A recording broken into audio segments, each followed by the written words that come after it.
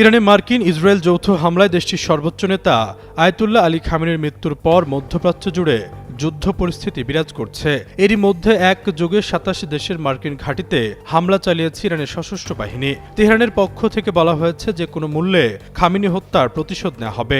পাল্টাপাল্টি হামলা, কূটনৈতিক হুমকি এবং আঞ্চলিক জোটগুলোর সক্রিয়তায় পুরো অঞ্চল জুড়ে অস্থিরতা ছড়িয়ে পড়েছে।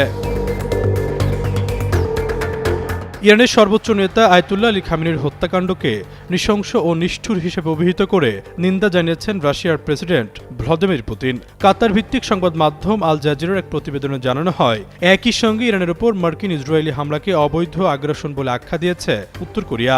রাশিয়ার রাষ্ট্রীয় সংবাদ সংস্থা তাসের বরাতে আল জাজিরা জানায়, রাশিয়ার প্রেসিডেন্ট ভ্লাদিমির পুতিন ইরানের প্রেসিডেন্ট মাসুদ পেজেশকিয়ানের কাছে পাঠানো এক বার্তায় গভীর শোক ও সমবেদনা প্রকাশ করেছেন।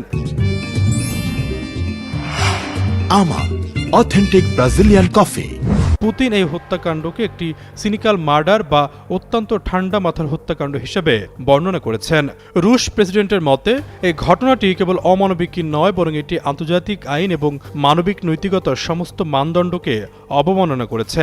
এই ধরনের পদক্ষেপ মধ্যপ্রাচ্যের পরিস্থিতিকে আরও অস্থিতিশীল করে তুলবে। এদিকে ইরানের ওপর মার্কিন ও ইসরায়েলি যৌথ হামলার কড়া সমালোচনা করেছে উত্তর কোরিয়া। দেশটির রাষ্ট্রীয় সংবাদ সংস্থা KCNA প্রকাশিত এক বিবৃতিতে উত্তর কোরিয়ার পররাষ্ট্র মন্ত্রণালয় এই হামলাকে অবৈধ আগ্রাসন এবং ইরানের সার্বভৌমত্বের চরম লঙ্ঘন বলে উল্লেখ করেছে। বিবৃতিতে পিয়ংইয়ংয়ের এক মুখপাত্র বলেন, এই হামলায় যুক্তরাষ্ট্রের সম্পৃক্ততা আমাদের প্রত্যাশার মধ্যে ছিল। যুক্তরাষ্ট্রের আধিপত্যবাদে ও গ্যাংস্টার সুলভ আচরণের কারণে এটি একটি অনিবার্য পরিণতি। উত্তর কোরিয়া জানিয়েছে, যুক্তরাষ্ট্র ইসরায়েলের আগ্রাসনমূলক যুদ্ধ কোনো অবস্থাতেই গ্রহণযোগ্য নয় এবং এর ফলে বৈশ্বিক শান্তি মারাত্মক ঝুঁকিতে পড়বে। বিশেষজ্ঞরা বলছেন, সরাসরি ইরান ইসরায়েল যুদ্ধ শুরু হলে লেবানন, সিরিয়া ও গাজা উপত্যকা সহ আশেপাশের অঞ্চলগুলো বড় ধরনের সংঘাত জড়িয়ে পড়তে পারে। এতে মানবিক সংকট আরও তীব্র হওয়ার আশঙ্কা রয়েছে। ইউরোপীয় দেশগুলো কূটনৈতিক সমাধানের ওপর জোর দিচ্ছে। তাদের আশঙ্কা, এই সংঘাত বড় আকার ধারণ করলে তেল সরবরাহ ও বৈশ্বিক অর্থনীতিতে নেতিবাচক প্রভাব পড়তে পারে।